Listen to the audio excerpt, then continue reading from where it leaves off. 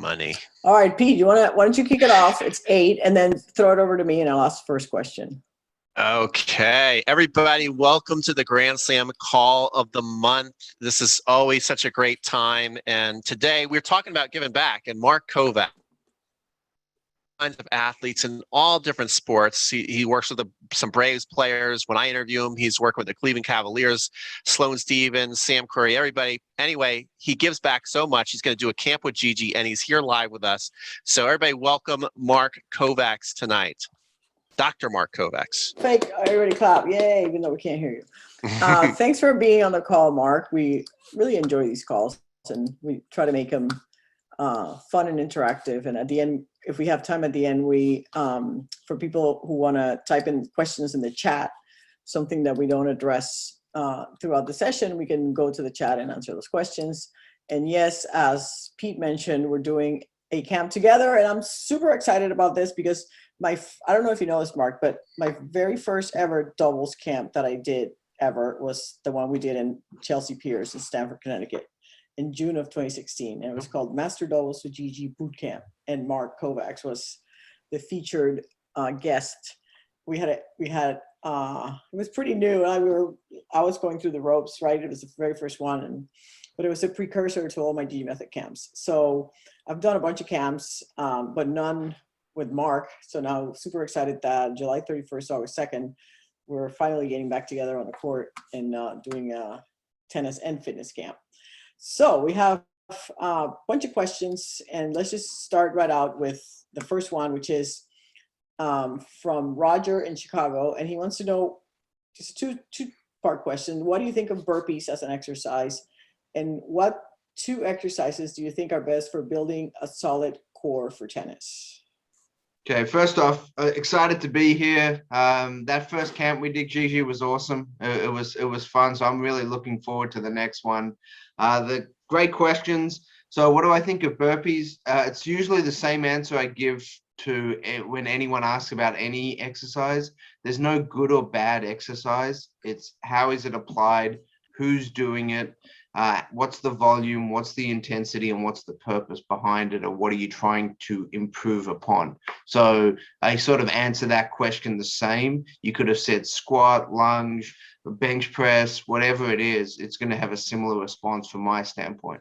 So the challenge with burpees is it's not a very specific exercise. It's typically used to raise heart rate very quickly, use all the muscles of your body, but it doesn't really have a great specific purpose except to condition you. So we use it sometimes for conditioning purposes or high intensity interval circuits where we're just trying to get the heart rate up.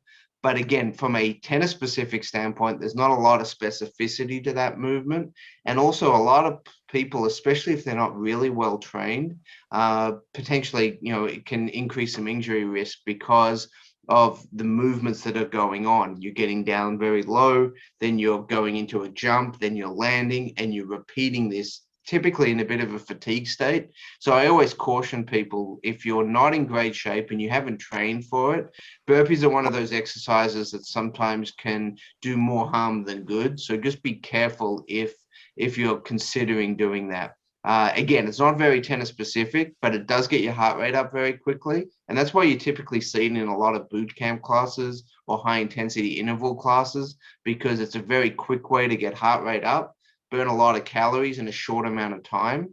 But typically, anytime you burn a lot of calories in a short amount of time, you fatigue very quickly.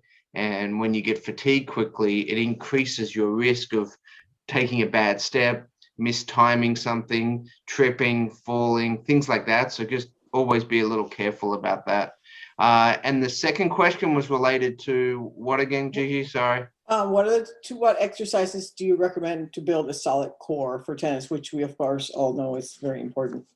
Yeah, so it's a really, really good question and so important. And there's really 2 types of exercises. There's actually 3 for the core. You have isometrics or non-rotational movements. Think of planks and plank variations, regular planks, side planks, things like that. So you're not actually flexing or extending the trunk or you're not rotating. So that's one aspect. The other aspect is flexion extension. So think traditional crunches and things like that. And then the third one is rotational movements, med ball throws, or different rotational movements. So you've got those three broad sort of areas of core training, and you really sort of need to hit all three of them if you're going to try to train for tennis. So, yeah, the question was what, two? I would say try to get at least one from each of those in your workouts. The older you are, you also have to be a little more careful with what movements you do for your core. Excessive rotation may not be recommended. Excessive flexion extension may not be recommended. So you always have to adjust it based on previous injury and things like that. But if you're a relatively healthy person and you're doing it to improve tennis, just think about what movements you do on the tennis court. You have to flex and extend. You have to rotate a lot. So we have to train for that. So typically what we would say is a plank or a plank variation. It needs to be in pretty much everyone's program. Some type of flexion or extension movement, but under control. And then, some type of medicine ball throw or rotational movement to try to help develop the core for your ground strokes for your forehands and backhands.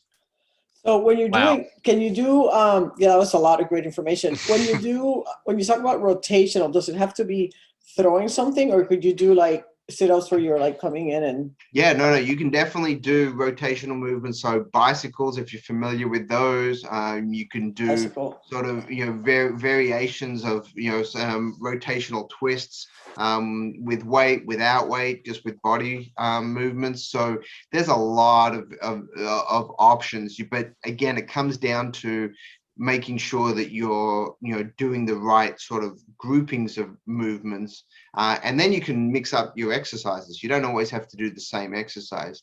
So I was with some athletes this morning and we did about a 20-minute core circuit, but we did about 12 different exercises, and that was 3 or 4 from each of those categories we discussed.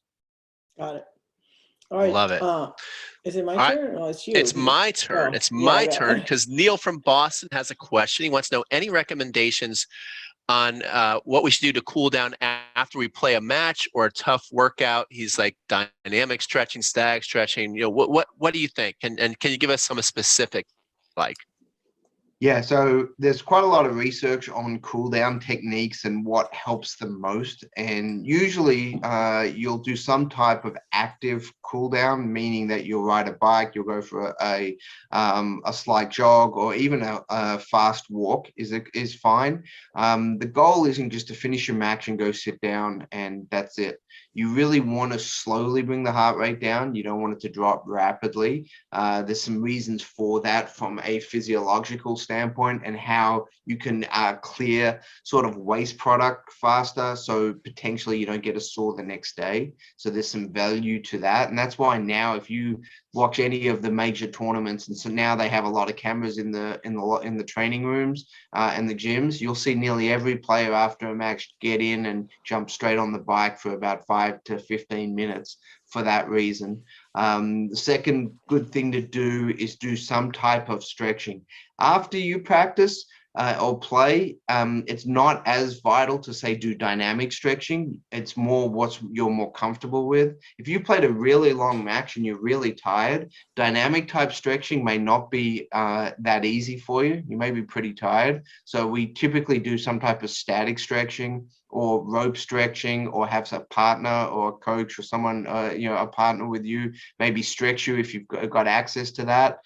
So those are usually what we do immediately post-match. And then even then we may, if the match wasn't that tough, we may do some light strength training work. And it's different. We're not trying to build the athlete up at that point. The goal there is to reactivate some things that may have fatigued a little bit. And that's more from a nervous system perspective. You're trying to re-engage some muscles that may have fatigued out a little bit. So think of doing a plank for 15 or 20 seconds. It's not long enough to get a workout, but you're just trying to reactivate some things and before you go shower and eat and things like that. Yeah, I saw Nadal doing that after the Australian Open final, and I thought he was absolutely crazy. Yeah, like 5 hour. Yeah, I mean that's a scenario where most people probably wouldn't have done that, but he's such a creature of habit and a routine guy that I think that was more mentally he was doing that than even physically. But Yeah, right. it definitely was something that I think we can all learn from. Someone that just won a Grand Slam was still going through his routine, still trying to take care of his body because he wanted to play again. In nearly two weeks later, he was playing a tournament. So let me ask you a follow-up question to that, and I have ulterior motives for asking it. But what if you have a match and then you have another match after that? So you play doubles, say singles or doubles, and then you have a mixed match after. How do you handle that? Yeah, that's a great question. And typically in those situations, you'll do a light cool down, 5 minutes or less, just enough so your heart rate doesn't immediately drop. And then normally you'll then reactivate 10 minutes, 15 minutes before your next match. So you won't do you won't really do your stretching and things like that at that point because you're about to play again. So you really save that time and you put it on the front end of your next match. So you'll do a dynamic warm up to get ready for your next match. Of your next pickleball match, Gigi. We know that what you're was my asking question. about. I didn't want to use that word, but I just played Jeez. 7 matches in a 6-hour period recently, or a 7-hour period, and I was That's not easy. I'm really actually worried about a lot of the pickleball players, especially the really competitive ones, because the amount that they flex when they're reaching forward and lunging over time is going to be put a lot of strain on the back. So if you are a pickleball player as well, make sure you're strengthening your core and your lower back because there's a lot of reaching that goes on, even more in pickleball than in tennis. Yeah, I'm worried about all the pickleball players because they don't have any support services. They don't have any trainers, any masseuses, any ice, any nothing. So, and they're working just as hard as the tennis players, if not harder. It's very active. But anyway, we're talking about tennis. Okay, back to, so that was sort of like a side question that didn't count. But let's go back to, we had a lot of tennis elbow questions. Yeah. Probably 6 or 7 of them. So I guess the better one was from Mark in Sacramento, and he wanted to know what suggestions you had to prevent tennis elbow. Once you have it, it's hard to get rid of it, but how do we prevent it? So the prevention of tennis elbow is probably one of the most common questions I get. And the first thing we have to understand, are we talking about tennis elbow or golfer's elbow? And so tennis elbow is on the lateral side or the top side right there. And that's more common in tennis players that don't play at a really high level. If you actually go on tour, ATP or WTA tour, you don't see tennis elbow at all. It doesn't really exist at the professional level. You see a lot more golfer's elbow at the highest level, but you don't actually see tennis elbow. And the reason is their technique is usually a lot better than the recreational player. So typically tennis elbow, if it's caused by playing tennis, which many times it may not be, it may be by gardening, by lifting heavy things the wrong way, by trying to open cans, and getting frustrated with that. But if it's caused by tennis, the first prevention tool is to make sure that you've got a really good technique. And there's 2 areas that we see the most issues with that. One is on the forehand, where you come across your body too fast like this, and you really go into this position here very early. So you don't have good extension on your forehand. If you come across your body with your arm too quickly and you do that 100 times, you're going to, over time, create a problem there. So that's a really big predictor of tennis elbow. The second big one is on the backhand, typically the backhand volley, but sometimes the ground strokes. If you lead with your elbow and then extend your arm like that, that's going to be a really big predictor as well. So those are the 2 biggest technical and a reasons. poor volley too. Exactly. A very bad volley as well. But we all know players, whether it's ourselves or other people that we've seen that play like that. So those are the 2 biggest predictors. So first off, try to, fix that. And if you, realize that you may be one of those people that hits like that, try to make some adjustments to your technique. So that would be the first thing from a technical standpoint. From a physical training standpoint, there's a lot of things we want to do. We want to do a lot of stuff, obviously, around your forearm, but don't just do forearm exercises. A lot of people think, okay, I'm just going to do forearm exercises. You want to do grip exercises, and you also want to do shoulder exercises, because the stronger the shoulder is, it takes pressure off your elbow and your forearm. So typically we say we want to make sure we hit the grip, the forearm and the shoulder to strengthen those areas. But in general, when you think tennis elbow, you think about a lot of movements where one of the best is to get a hammer. Most people have access to a hammer in their household. Grab a hammer and then literally put your arm out and just rotate left and right. And if you can do 10 of those each way, 2 to 3 sets, 3 or 4 times a week, because when you're watching TV, it's a really, really good, simple exercise to do that doesn't require a lot of equipment. The second movement there is to go forward and backwards as well. So if you do those 4 movements, so left, right, forward, back, and you do that for about 10 times each way, 2 to 3 sets, 3 to 4 times a week, you're going to have really good forearms and a really good grip as well, which is going to help. So those are some easy things that most people can incorporate when you're feeling good, because you're right. Once you get tennis elbow, it's painful. We work with a lot of technology companies that have devices that work to try to help with that. There's a lot of different things that can speed up the recovery process, but nothing is available that'll fix it tomorrow. If you come and say, see me, and you got tennis elbow, I'll say, hey, it'll probably take you a good 2 to 4 weeks to really get this feeling better, even with all the technology that we have. Wow. Gigi, I'm going to take the 17-year-old question, and then you can go up to the other. I'm going to do the other one. Okay. You'll find out in a minute, Mark. All right. My 17-year-old, this is, let's see, who is this from in Pennsylvania? This is from Andrew in Pennsylvania, basically saying his 17-year-old can't stay healthy. Lots of tendonitis in the knees, ankles, shoulder injuries. Kind of saying he's too young to be feeling this way. What's going on? How do you stay healthy as a tennis player? I notice also I'm helping a lot of juniors now in the afternoons, and a lot of our kids, tend to be getting injured. So what do you think there? What are some advices for keeping young people who are playing intense tennis healthy?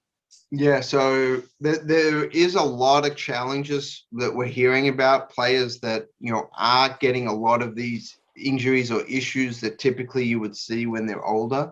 One of them, again, you got to look at the technique, because if the efficiency of technique isn't good, both on strokes, but also on movements, how efficient is the player in moving in and out of corners? Are they taking the right amount of steps? Are they, all those type of things play a role in this. So I always first off ask that question and try to, make sure that you've got really efficient technique, because that reduces pain, that reduces injury, that allows you to hit more balls without fatiguing. And all those things are a big component. So that's number one. Number two is, do you understand where the athlete is strong and weak? Have you done a full assessment to really know what parts of the body are working well and what parts of the body aren't? Because in all players, whether they're juniors or adults or seniors, there's inefficiencies, meaning that could be one side of the body stronger than the other. You may have, twisted your ankle when you were 12, didn't rehab it completely right, and your biomechanics has changed since then. And then the opposite shoulder starts hurting 3 or 4 or 5 years later, and it's predominantly due to not really fixing that issue with the ankle. So you have to understand that typically a symptom is not the cause. So if your knee's hurting, it's usually not because you've got a knee problem. It's because you've got something else that isn't efficient, isn't trained right, and your knee is just the weakest link in the chain at that moment, and that's what's feeling the pain. So that's why you got to really assess it the right way. The other thing that a lot of players don't do is they don't get consistent blood work. And that's really, really important for annoying little things that come up, because typically if someone's got high inflammation in their body, that causes some of these sort of non-serious injuries, I call them. There's sort of these little annoyances that come up, some knee pain, some lower back pain, some elbow, shoulder pain. Typically it may go away in a week or two, but it's enough to really throw you out for a few weeks and slow your progress. So getting consistent blood work and making sure you're not deficient in the major areas is a huge differentiator, and it's something that makes a big difference in a lot of people. So we spend a lot of time on that with our players, both at the elite level, but this is something not only for juniors, this is something for adult players as well. There's a lot that can be improved with good understanding of supplementation and nutrition and diet based on if you have any deficiencies. So those would be the biggest things. And then again, because that was all over the body, the player was sort of breaking down everywhere. You have to ask yourself, is the training right? I mean, is there overtraining going on? And a lot of the time, most juniors aren't actually overtraining. What's happening is they're training the wrong way for the hours that they're putting in, or they're not recovering correctly, meaning that they're not sleeping enough, they're not eating well. So it's rare that a junior player truly overtrains in the traditional sense, meaning that they get too many hours. It's usually their inefficient hours or not doing the right things or overworking one specific type of area without doing enough taking care of all the other parts of the body. Yeah, I want to ask you just a quick follow-up because this is more about adults, so we don't want to spend too much time on it. But what do you think about juniors? It seems like most of them, they want to copy the pros. I see so many of our kids, they don't even need to lots of times, and they love to just practice sliding on the hard court. Is it copying some of these pro moves, specifically like sliding on the hard court, maybe before your body's ready to handle that kind of jerkiness that they put on that could also be causing these injuries?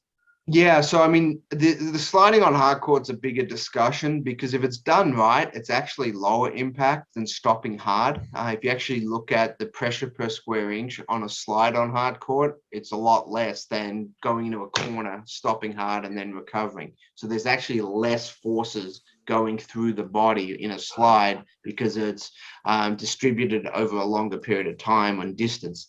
So if it's done right, as you mentioned, they try to copy the pros. Most of the pros are pros because they're great athletes and they can do those movements right. A lot of these juniors that try to do that don't do them well, and either sliding correctly, load at the wrong angle, has their knees too far over their toes, things like that just put shearing forces and too much torque typically at certain points. And that's where a lot of the concern is. So yeah, doing movements that the athlete isn't trained to do is a really good recipe for pain and potential injury. And that's a great advice for all of us. Because if you go into, say, a gym and someone tells you to do an exercise you've never done, be really careful. Because the first time you do a movement you're not comfortable with, you're likely to have either discomfort if it's not done correctly, or you've got to be a little careful. And that's the same thing with these type of players. Be careful about, copying the pros because you don't move like the pros. All right, Gigi, take it away. Good one. My turn. Okay, this is from Jessica in Florida, Palm Beach Gardens. Do you recommend any protein powders, amino acid powders, etc., to help build or maintain muscles in post-menopausal women? Mm-hmm. Great I question. picked that question. No, it's a great question. And as we know, with aging, whether male or female, protein requirements actually go up. There's a need for higher protein as someone ages. Most people don't think of that, but there's been lots of good studies, and that's basically because muscles, you start having more sarcopenia or muscle loss as we age. So having an increased protein consumption in your diet is really important. How you get that is up to you, meaning that if you want to get it all from food, that's totally fine.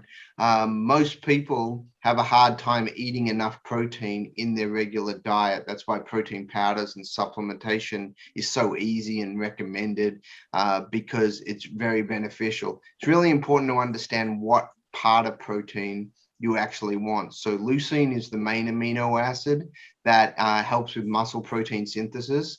And there's a lot of different protein powders out on the market. There's whey protein, there's vegan protein, there's rice, there's hemp, there's pea protein, there's a ton of them.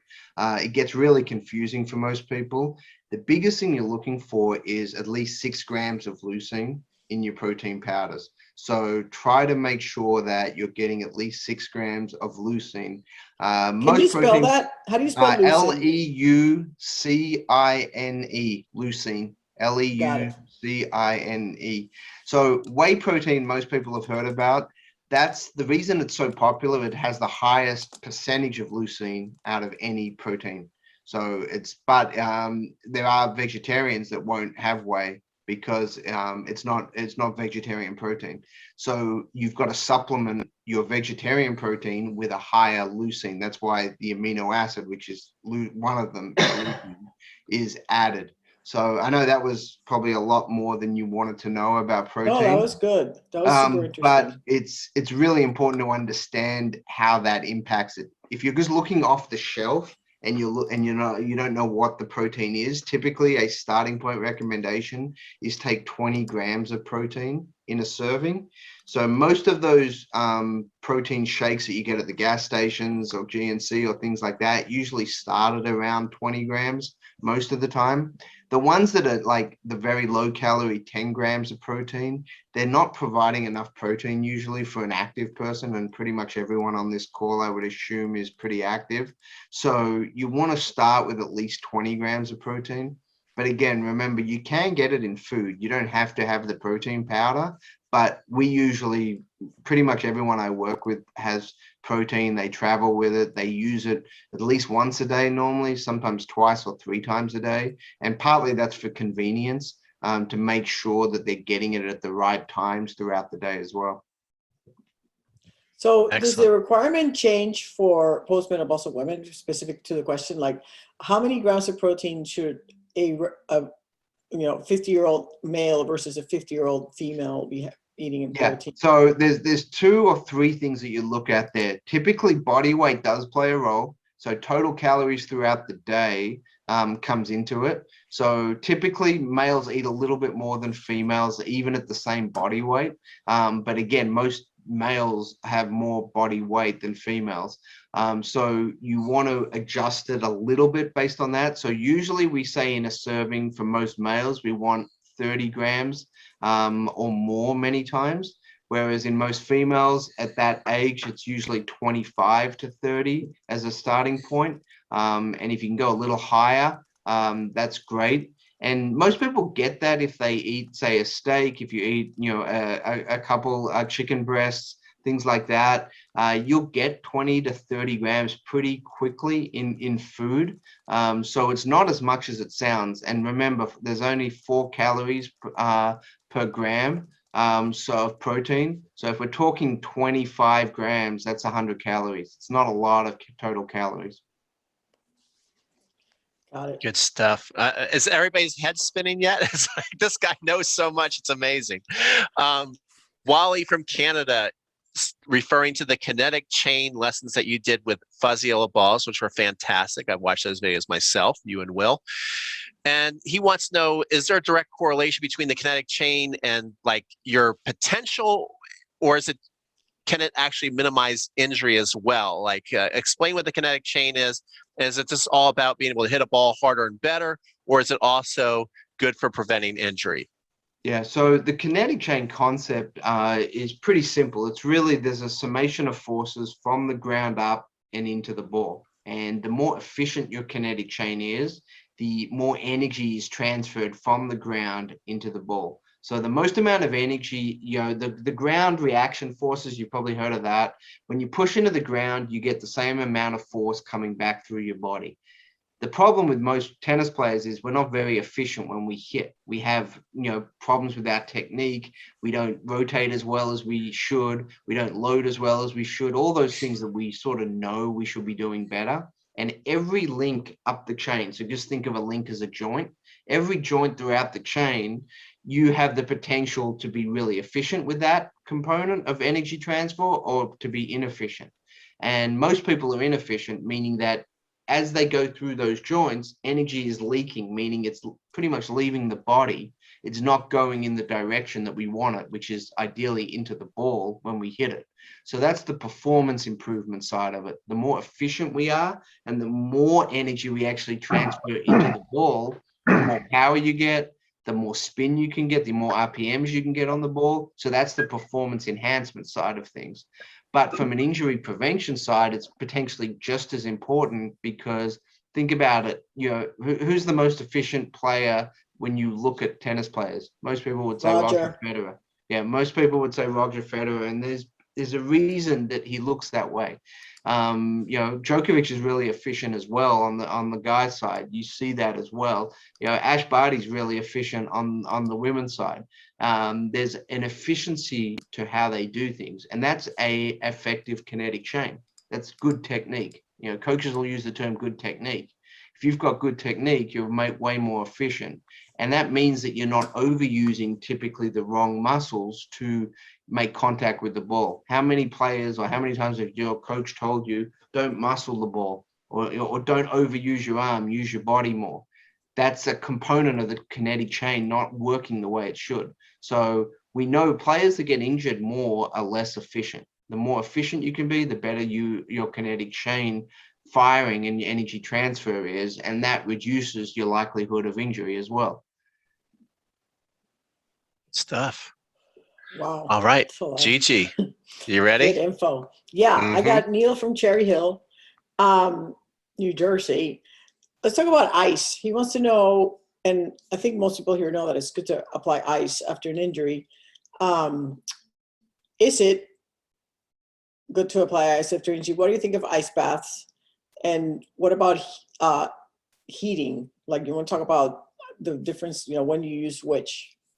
Yeah, it's a great topic, and I teach a graduate class in recovery physiology, and we talk about this and we go into the mechanisms of how does heat work, how does ice work, what does temperature do, why.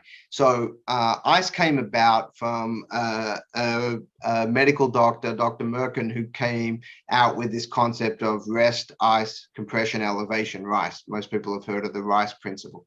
The thing that most people don't realize is that came about not from a sprained ankle or a sports injury. That came about from someone who had their finger cut off, and they needed to get to the emergency room. So what did they do? They basically stopped using it. You needed to rest. You needed to ice it. Why? Because vasoconstriction, you needed to stop the blood from going everywhere. So you were icing it for that reason. You were compressing it for that same reason, to stop the blood and to save the nerves, and then elevate it to get the blood away from that area so you wouldn't have blood going everywhere. So that was the reason that all came about. It wasn't so specific to sports injuries. And the gentleman that came up with that actually has come out over the last decade and said this has been completely misused and misappropriated for its purpose. So ice in itself has some good purposes. One, it's an analgesic. It takes the pain away. So for many people, if you say roll an ankle or something, you put ice on it, it numbs the area within about 5 to 10 minutes and you don't feel the pain. So that's a really, really good positive. So that's the one major benefit. A lot of people will say it stops inflammation, which in the short term it does. Let's say you roll an ankle and it blows up normally, it swells. But why do you want to stop inflammation? That's the number one question you have to ask. And from a recovery standpoint, you actually want to speed up inflammation. You don't want to stop it because it goes somewhere. Inflammation doesn't stop, it just goes to a different part of the body. So what we're doing by icing it is we're actually slowing the recovery process. What we usually do, and again, it all depends on how painful the person is. If the person's in severe pain, it's a little bit different. But if it's just a minor boo-boo, like your hamstring hurts a bit or your calf hurts or you rolled your ankle a little bit, typically we actually want to speed up the recovery process because you'll be back to playing and training much faster if you speed up the process. That's for sort of an acute, mild injury. Going to your... So you don't ice? Typically, no, not for mild boo-boos. If it's a more severe, then yeah, usually because of the pain, you want to shut off the pain response and then figure out what the problem is. Because the big problem is when you do an injury, you don't exactly know what it is if it's more severe. If there's a lot of pain, then you don't exactly know what the problem is. If you are very clear on what the problem is, okay, I tweaked my calf a little bit, or I did roll my ankle, I know exactly what happened. That's what we're talking about. If it's anything a bit more severe than that, yeah, you want to ice it and then figure out what the problem is, because none of us probably know exactly what happened. It could be a ligament, a tendon, it could be something more severe. So But like what sore about, shoulders, yeah. Yeah. ice, no Yeah. ice or ice? So again, from a pain response, it can be helpful. And if that's why you're doing it, that's okay. It's not like saying it's terrible for you, but at some point you want to then reheat it later in the day to speed the blood flow. Because what you do when you vasoconstrict, you stop blood flow going to the area. So by stopping blood going to the area, you don't get the oxygenated blood into that area to help with repair and recovery. So that's the negative with ice. By heating, it's the reverse. You heat up the area, you get more blood going to the area, which brings in oxygenated blood, which is really the value of blood, is the oxygenation and all the things that blood has in it. So that's why you've seen a big push now with those compression, pants, Normatex and things like that, because what that does is that vasoconstricts for a few seconds and then it vasodilates. It constricts and dilates. And what does that do? It pumps blood in and out, in and out, in and out, and it just moves blood through. So that's one thing. We also use electrical muscle stimulation, which are pads that you put on the body, and you can actually have a low frequency and have it on for hours at a time, and it just keeps blood going to that area. So we use it a lot when people fly, or if they're in long car rides, if you're going to tournaments or in the car or on a plane for many hours. It's really good, especially if you've got, say, bad knees or bad back. It'll just keep blood flowing to that area constantly, and you won't get stagnant in that environment. So those are some sort of good techniques from that standpoint. But it does seem pretty trendy, though, that, you see people in the ice box, ice baths, they're going into the cryo machines. Are you saying that this is what athletes shouldn't be doing after a sporting event? So there's two different things there. So an ice bag or an ice pack is one thing. An ice bath has slightly different response because it's a bit of a nervous system shock as well because of the temperature. So it lowers core temperature quickly, and then you get out of it and you immediately reheat.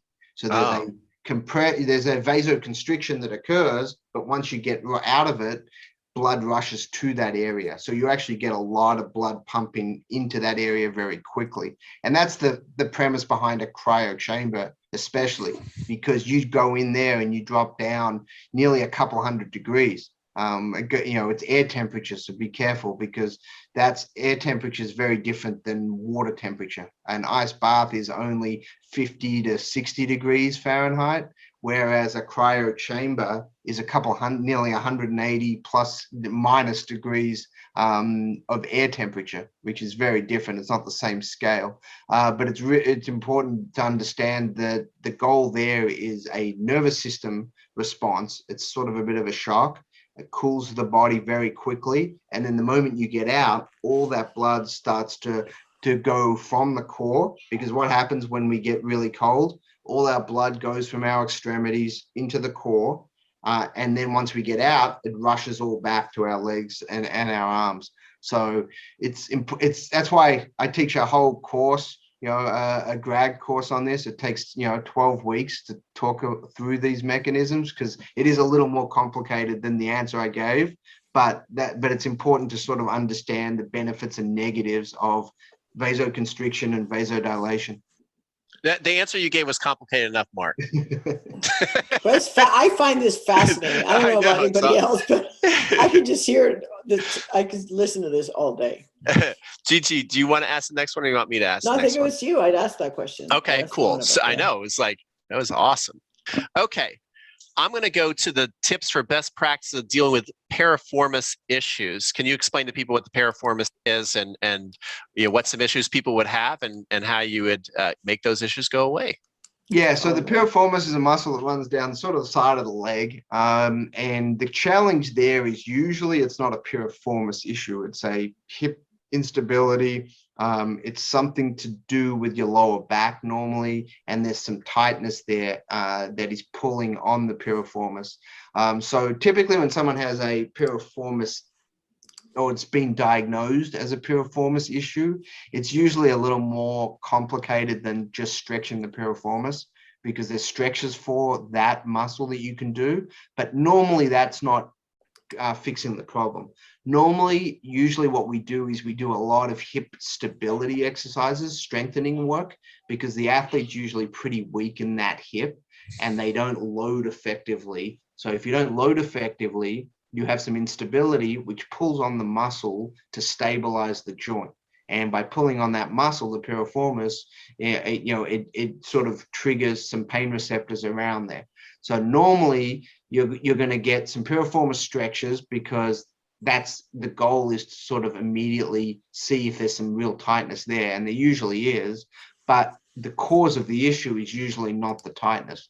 I've had plenty of people with super tight piriformis that have never had piriformis pain, because their hips are stable, they're strong, and they've got very good ankles function as well. Typically, we'll do a lot. Can you tell the people listening, like, where is the piriformis exactly?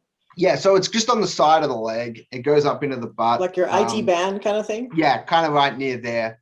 So, your figure 4 stretches, if you know what those are, there's the pigeon stretch. There's a few of these type of stretches that, when you do it, you sort of know. It's kind of like, when you feel it, it's kind of that muscle there.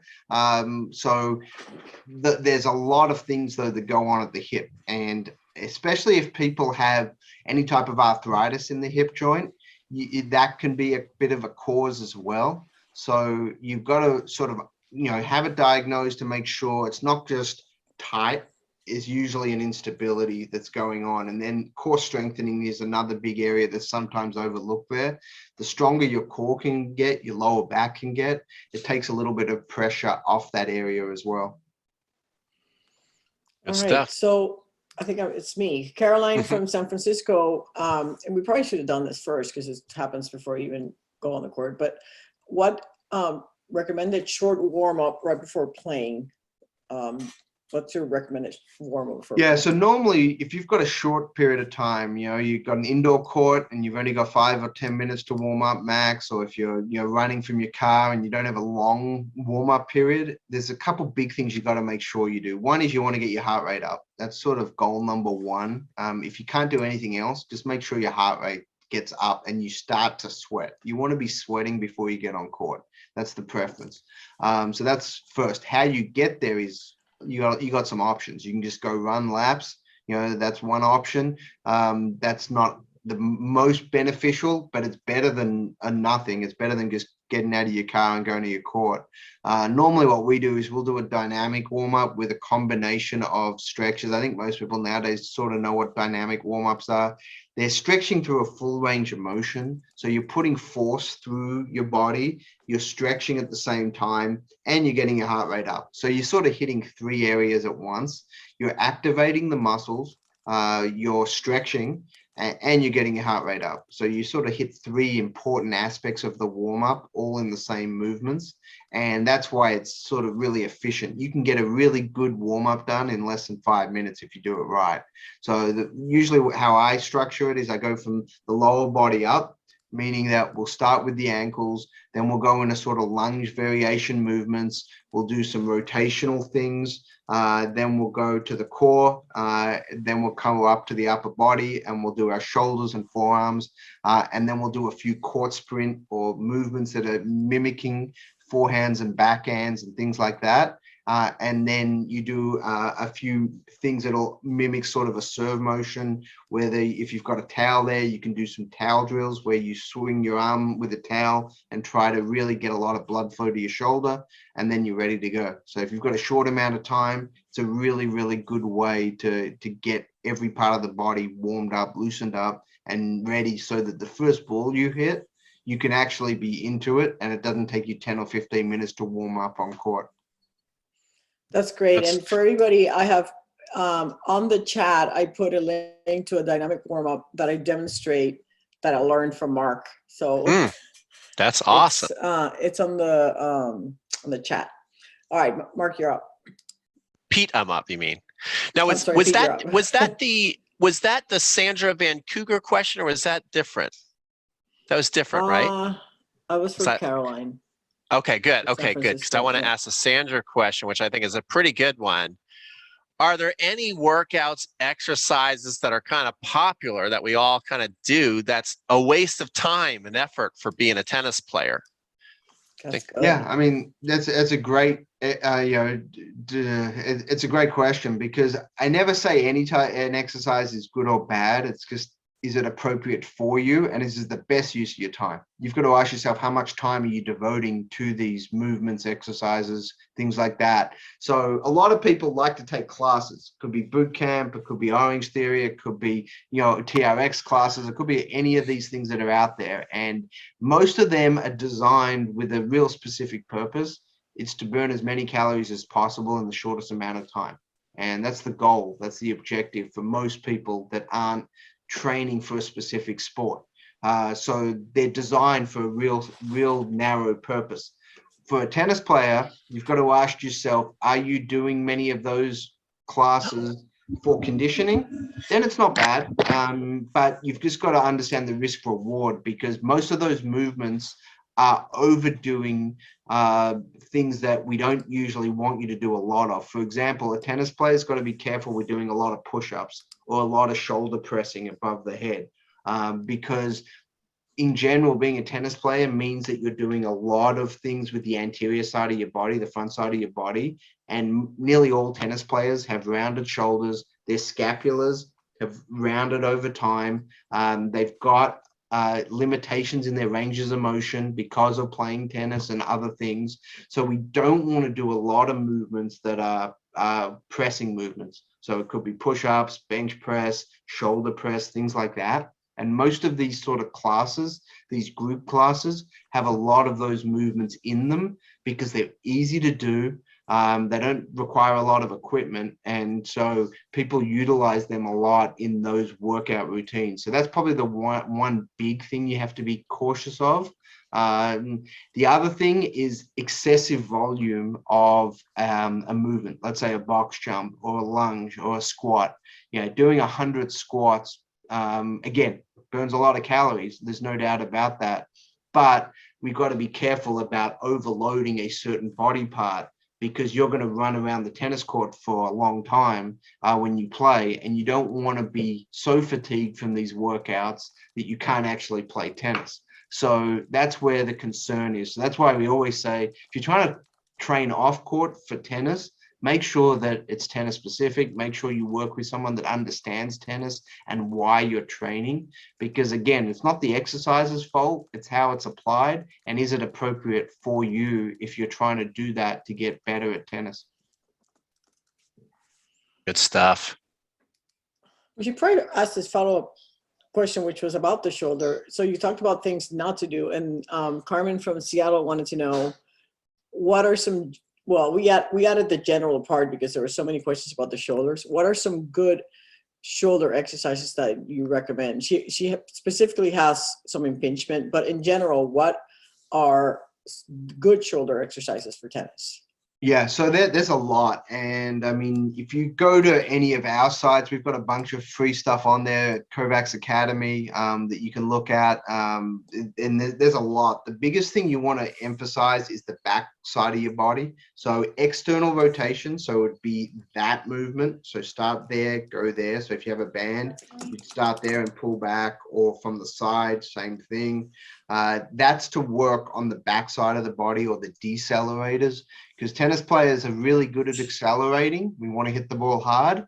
The problem is, after you make contact, no one trains for that part of the stroke. And with the upper body, we have to slow down our arm. And it's not the thing that most people do unless they're on a tennis specific program. So you want to make sure that you do a lot of external rotation strengthening. So if you're not sure what that is, you can type it into Google and you'll get a ton of exercises, or you can go to our site and take a look. But external rotation strengthening is really important. Then internal rotation range of motion stretching is very, very important, because tennis players tighten up their shoulder range of motion in the internal movement actually tightens up. We see this with baseball pitchers and football quarterbacks, same thing. And part of it is a protective mechanism in the short term, We want it wants to tighten up a little bit so that your arm, your humerus, the bone there doesn't come out of the shoulder joint. That's the real purpose of it. It's tightening up to protect it from flying out after you hit a serve. So there's a reason that baseball pitchers have way more shoulder and elbow problems than professional tennis players. Even though professional tennis players have some challenges, we don't see the 10 fastest pitchers in Major League Baseball have all had either elbow or shoulder surgery. And the reason being is the ball comes out of their hand. Tennis players are lucky because we have to still hold on to the racket. And that racket allows us to decelerate over a longer period of time with a little more weight. So we don't decelerate or have to decelerate as quickly. Whereas baseball pitchers have to decelerate faster because the ball's out, and otherwise their arm literally would come out of the socket. So there's some benefits there to having the tennis racket in your hand as you decelerate. But still, that's why you need to train external rotation strength of the shoulder and internal rotation range of motion or mobility. Good stuff. The next one I'm interested in, it's from Elaine from New Jersey. And she says she has arthritis in her thumbs, and sometimes she loses her grip mainly on her volleys. Do you have any specific exercise that can help? But then also, can you just talk a little bit about, you're an athlete, you want to keep playing, but you do have arthritis, which can certainly be really, how do you manage that a bit just to stay on the court as long as you can? Yeah, no, it's a great point. So there's a couple things first off. So the arthritis in the fingers and the hand is challenging. So the question I would have for you is, do you do any forearm strengthening, grip strengthening work on a regular basis? Because that can really help. If your forearm strength is really strong, it can take the pressure off your hands a little bit, and your hands don't have to grip as tightly. So that may be a relatively short-term way to take some pressure off your hands. So doing a lot of grip strengthening work, forearm strengthening work can help. So that's one. The second is, can we keep that area as warm as possible? Either wearing a glove, wearing a heating pack, or the little heating, they're sort of heat things that we use in cold weather. You'll see a lot of quarterbacks and football players utilize them when they're playing in really cold weather, because the whole goal there is just blood flow. The more blood flow you can get to your hands and your fingers, the more likely you're going to be able to grip a little bit better, even with arthritis. The hotter it is, the easier it is to grip. So those are two suggestions that may be able to help a little bit. Good one. All right, we're going to talk about nutrition a little bit. It's a couple of nutrition questions. Eilish from the North Shore in Boston wants to know, what impact does a whole food plant-based diet have in reducing inflammation and improving recovery time? AKA the Game Changers film. I don't know, beyond this film, do many tennis professionals agree with this nutritional philosophy practice? How much attention do pros place on nutrition? It's a lot of questions there. Yeah, no. So there was two parts to it. One is pros spend a lot of time on nutrition. I mean, over the last decade, the emphasis on nutrition in all sports has gone through the roof, partly because we know a lot more. We understand what works and what doesn't. The challenge is there's a lot of misinformation around nutrition and a lot of either oversimplification or ideological sort of areas that you're either for this and against that. So you have to be a little careful. What you mentioned, so mainly whole foods, plant-based. So when you hear those terms, so whole foods doesn't actually mean a lot. It's sort of a generic term. Most things are whole foods. They have, unless it's completely synthetic, made in a lab, but most things we eat, they're predominantly, food. There can be various additives to that. But plant-based whole foods usually means a lot of organic stuff, very limited processed foods, and plant-based is, there's no meats or fish or things like that. So the challenge with that type of diet, there's nothing wrong with it. It's just very hard for most people to do in current society well, unless you have a really big budget. And you've got someone available to either cook all your meals or you cook all your meals and you can pack all your meals, because it's not that easy to, stick to that perfectly. By itself, it's not an inflammatory reducing diet on its own, because you can still get inflammation with plant-based foods. So you have to sort of understand there are some foods that are more inflammatory, and then there are others that are less. So reducing inflammation is a multifaceted strategy. It's also alcohol. It's funny to me that people will draw a line. They'll be really strict on the diet and then have a lot of alcohol that's typically inflammatory, which is fine. They're just setting a line somewhere. So you have to sort of, figure out where that line's going to be, and how you're going to do it. So we have a lot of athletes that are plant-based that we work with. Many of them don't stay on it their entire career. The ones that usually do have a more of a social reason for doing it, or an ideological reason rather than for inflammation only, because we can work around inflammation with fish, with various different meats. So if you're doing it because you have more of an ideological reason for it, that's fine. It's really easy to create menus and recipes and things like that. But again, the inflammation question is a big one. So normally we really try to work with the people based on, why are they doing it? And a lot of the time, it's like you said, you saw a show like Game Changers, which was a documentary, if you're not familiar with it. Really good documentary, a little bit biased based on what they wanted the outcome to be. They didn't really show all the other studies that show the value of meat and fish and things like that. So you sort of have to, and in my world, we always try to look at the data and try to be as unbiased as you can. But it's challenging because everyone they go into certain environments with a bias. So it was probably a long-winded way of trying to answer that question. That was great. Let me, Pete, I was going to ask a question from the chat, which I thought was good and important. It's from Shula Fiore. Sorry, I just butchered your name. But she was talking about what's best to increase foot speed, spin, sprints, etc. So maybe a conversation about low fast twitch fibers versus slow twitch fibers. Yeah. So go back, figure out if you can get better genetics. That's usually the first thing I say. If you want to get really fast quickly, that's a big limiting factor. Is we know people that are fast and we know people that aren't that fast, but you can always get better. So what we're trying to do when we're trying to train for speed, you've got two broad ways of doing it. Actually, three. You've got the nervous system response. So how quickly can you get your signal from the brain to the muscle? The second is, cellular or metabolic wise, how effective or how fast are your muscles by training? So have you been training those muscles the right way? And then the third is technically, can you be as efficient as possible per step so that you may look faster, even though genetically you may not be that fast, meaning that you don't take 5 steps to get somewhere where you could take 3.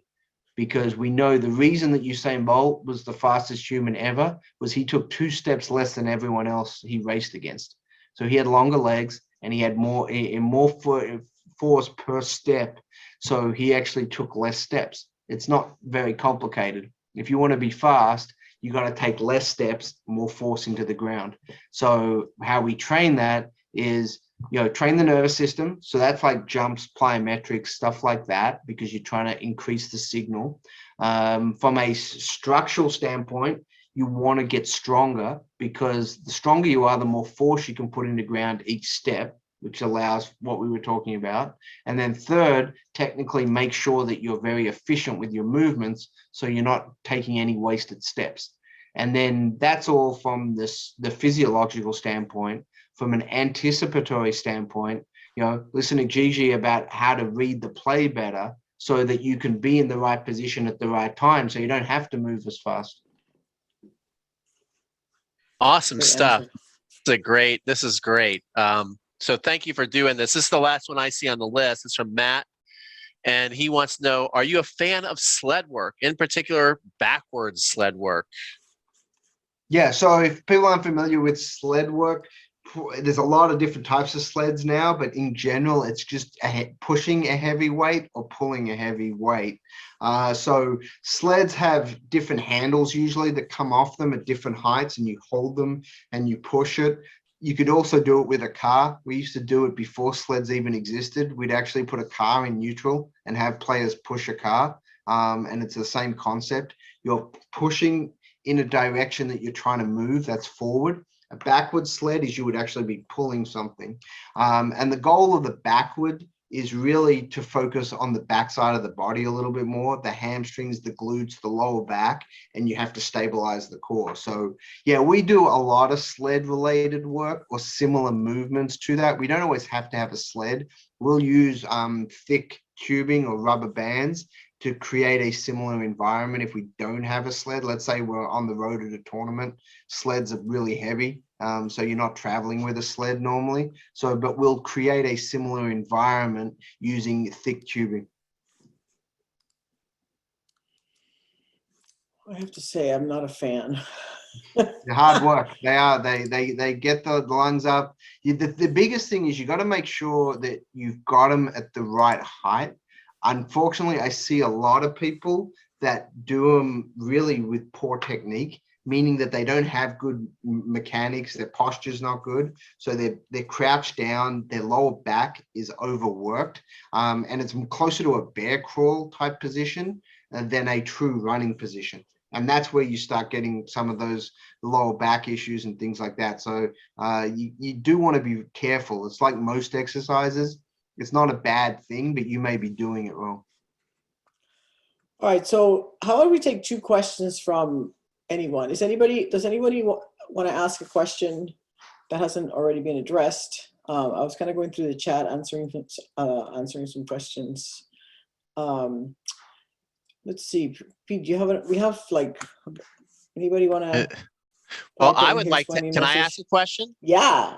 I want to know, how are you guys going to work your camp? Is Mark specifically going to be working on fitness and things like that? You're working on strategy, or how do you guys do the camp? Great question, Pete. That's why I'm here. Yeah, so this camp's going to work in 2 waves, right? So normally my camps, you come and you see me the whole time, but in this camp, we're working into 2 different groups. So one group's going to be with me on the tennis court and do the usual camp that we do, that's 10 hours in tennis court. But you're also going to be off the court with Mark, doing everybody's going to get a personal evaluation on their fitness, and or a 15-minute serve lesson, so to work on the kinetic serve chain. He's also going to speak at about nutrition and about just general fitness during our lunch gatherings and various gatherings.